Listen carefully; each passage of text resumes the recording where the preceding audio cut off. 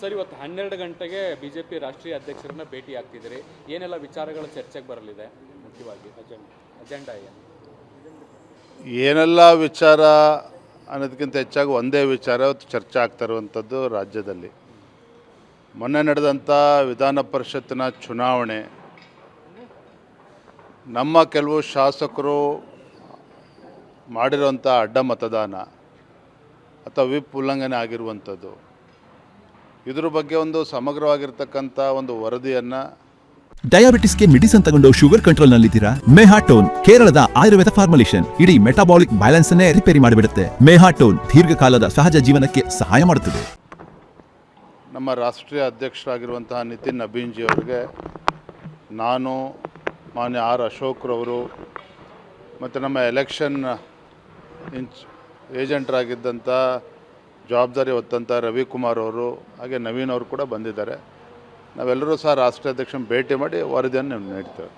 Sir, ಈಗ cross voting ಮಾಡಿರೋದು ಯಾರು ಅನ್ನುವಂಥದ್ದು ನಿರ್ದಿಷ್ಟವಾಗಿ ಗೊತ್ತಾಗಲ್ಲ. ಯಾರ ವಿರುದ್ಧ ಅಂತ ಕ್ರಮ ತೆಗೆದುಕೊಳ್ಬೇಕು, ಏನು ಹೇಗಾದ್ರು ಅಂತ? ಮೊದಲ ಹಂತದಲ್ಲಿ ಏನೇನು ಆಗಿದೆ ಅನ್ನುವ ವರದಿಯನ್ನು ಮಾತ್ರ ನಾವು ರಾಷ್ಟ್ರೀಯ ಅಧ್ಯಕ್ಷರಿಗೆ ನೀಡ್ತಾ ಇದ್ದೇವೆ. ತಮಗೆ ತಿಳಿದಿರೋ ಹಾಗೆ CT ರವಿ ಅವರು, ನಮ್ಮ ಹಿರಿಯ ಮುಖಂಡರೇನಿದ್ದಾರೆ, ಅವ್ರ ನೇತೃತ್ವದಲ್ಲಿ ಒಂದು ಸಮಿತಿಯನ್ನು ಕೂಡ ಮಾಡಿದ್ದೇವೆ. ಅವರು ಕೂಡ ಎಲ್ಲ ವಿಚಾರಗಳನ್ನು ಪರಿಶೀಲಿಸಿ ನಮಗೆ ವರದಿಯನ್ನು ನೀಡ್ತಾರೆ. ತದನಂತರ ಅದನ್ನು ಕೂಡ ನಾವು ರಾಷ್ಟ್ರೀಯ ಅಧ್ಯಕ್ಷನಿಗೆ ಕೊಡ್ತೇವೆ.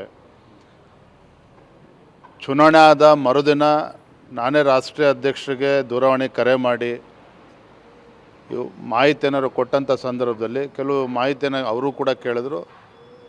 ನಾನು ಅಧ್ಯಕ್ಷರಿಗೆ ಮನವಿಯನ್ನು ಮಾಡಿ, ಇಲ್ಲ ಸರ್ ನಾನೇ ಬರ್ತೇನೆ, ತಮ್ಮನ್ನು ಭೇಟಿ ಆಗಬೇಕು, ಸಮಯ ಬೇಕು ಅಂತ ಹೇಳಿದಾಗ ಇವತ್ತು ಬರೋಕ್ಕೆ ಕೇಳಿದ್ರು. ಬಂದಿದ್ದೇವೆ, ಎಲ್ಲ ಮಾಹಿತಿಗಳನ್ನ ಅವ್ರಿಗೆ ಕೊಡ್ತೇವೆ. ಇದು ಒಂದು ರಹಸ್ಯ ಮತದಾನ, ನೀವೇನು ಮಾಡಲಿಕ್ಕೆ ಆಗೋದಿಲ್ಲ. ಸತ್ಯಶೋಧನಾ ಸಮಿತಿ ಯಾಕೆ? ಎರಡನೇದು, ಈ ಸತ್ಯಶೋಧನಾ ಸಮಿತಿ ಮಾಡುವಾಗ ಯಾವುದೇ ಹಿರಿಯ ನಾಯಕರನ್ನು ನೀವು ಕನ್ಸಲ್ಟ್ ಮಾಡಿಲ್ಲ, ಏಕಾಏಕಿ ನಿರ್ಧಾರ ರಾಜ್ಯಾಧ್ಯಕ್ಷರದು ಅನ್ನೋವಂಥದ್ದು. ಮತ್ತು ಇಂಥದ್ದೊಂದು ನಡೆದರೂ ಕೂಡ 2 ದಿನದ ಮುಂಚೆ ನನ್ನ ಗಮನಕ್ಕೆ ತಂದರೂ ಕೂಡ ಇವರೇನು ಆ್ಯಕ್ಟ್ ಮಾಡಲಿಲ್ಲ ಅಂತ ಸದಾನಂದ ಗೌಡರ ಆರೋಪ.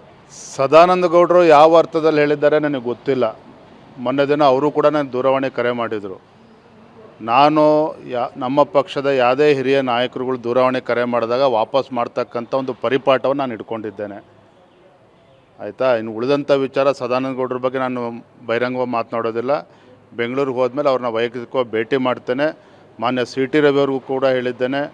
ಸದಾನಂದ ಗೌಡರು ಕೊಟ್ಟಿರ್ತಕ್ಕಂಥ ಹೇಳಿಕೆ ಇರ್ಬೋದು, ಬೇರೆ ಯಾವುದೇ ನಾಯಕರು ಈ ವಿಚಾರದಲ್ಲಿ ಏನು ಹೇಳಿಕೆಗಳನ್ನು ಕೊಟ್ಟಿದ್ದಾರೆ ಅವ್ರನ್ನ ಸಂಪರ್ಕ ಮಾಡಿ ಅವ್ರ ಹತ್ರ ಯಾವ್ದಾರೋ ನಿಖರವಾಗಿರ್ತಕ್ಕಂಥ ಮಾಹಿತಿ ಇದ್ದರೆ ಅದನ್ನು ದಯವಿಟ್ಟು ಪಡೆದುಕೊಳ್ಳಿ ಅನ್ನೋ ವಿಚಾರವನ್ನು ರವಿ ಅವರಿಗೆ ತಿಳಿಸಿದ್ದೇನೆ ನಾನು.